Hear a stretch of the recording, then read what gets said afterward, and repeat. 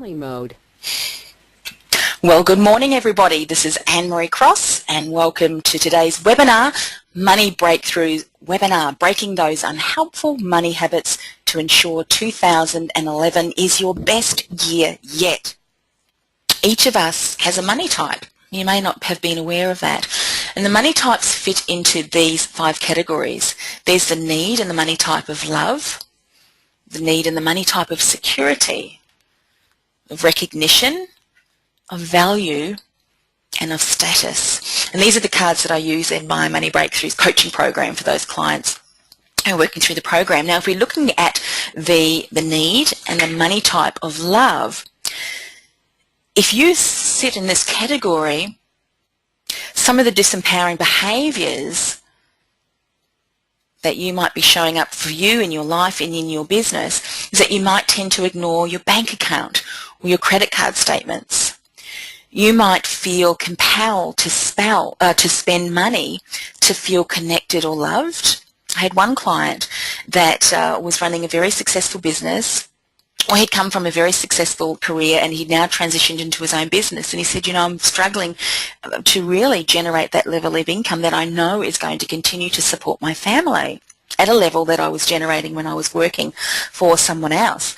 And when we had a look at his underlying needs and his money type, he fit into this category of love, and he tended to spend money, a lot of money, on his family, his children and his wife, on things that they didn't really need. But his underlying need was to do that was because he wanted to show them that he loved them.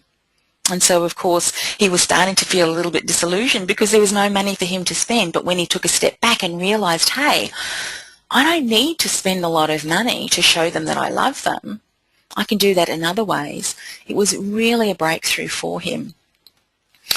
For some of you, you might be in security. Now, for some of you who are in security, some of the things that you might tend to do is really overthink your purchases. Your deep underlying need of wanting to feel secure with your money may even have you hiding money in different places, so it makes you feel safe because you're wanting that security. So as you can see, each and every one of us has a money type and an underlying need. So what often happens when we're talking about, remember that table that I showed you with the behaviours, sometimes what we do is we tend to change our behaviours. We think, okay, I'm going to put a savings plan into place, here's a deposit account that I'm going to have, and every time I'm going to put away money and really start changing my behaviours and my habits. What happens is if we don't address the underlying need, the emotional need that we have, our money type and the habits that sit in with the money type, then you're going to continue struggling because you'll find that you will fall back into the bad habits. Okay, here is the money story that I grew up with. Money is very hard to make, so you have to be frugal with it. And this was my parents' money story. They were from the Netherlands, from Holland, and they immigrated from the Netherlands to New Zealand many years ago, and so they needed to sell everything. They'd just come through a war. My parents are a lot older. In fact, my mother just turned 91 at the end of last year. So, you know, they grew up through the Second World War when things were really scarce. I remember the story that she told me when they got married, they were able to share a cup of tea with all of the guests. And that was just so amazing, she said, because in those days we really did not have anything. So, of course, for them, moving to a new country, New Zealand, and having to start from scratch, they needed to work really hard. So, everything that we did with our money, we were very careful. In fact, my parents didn't spend much money on themselves, and my mother still doesn't. I mean, you know, she's on her own now. Dad passed away a number of years ago, and he was always, because they were always very careful, they've always had a nest egg.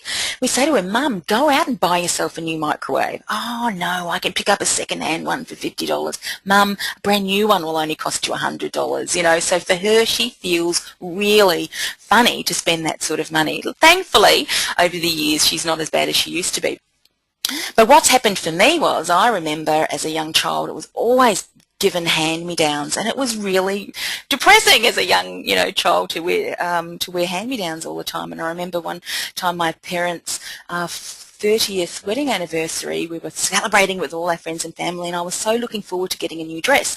And Mum said to me, why do you need a new dress for? You've got lots of other dresses which were all hand-me-downs, and I hated it so much. So for me, my money story is status.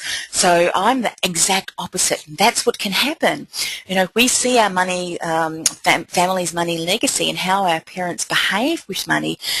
If we don't like it, if it doesn't resonate with us, like it didn't resonate with me as a young child, we'll actually go in the opposite direction. And so for status, it is buying things, and in fact, you know, sometimes expensive things, and I like to buy new dresses and shoes and bags, but for me it's because it's feeling that need for me and wanting to feel special, wanting to look nice.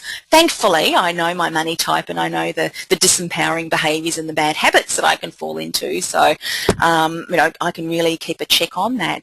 But you can see how that's impacted my life. And I'm sure if you were to sit back and think about how your parents handled money and their relationship with money, you can see how that's impacting your life as well.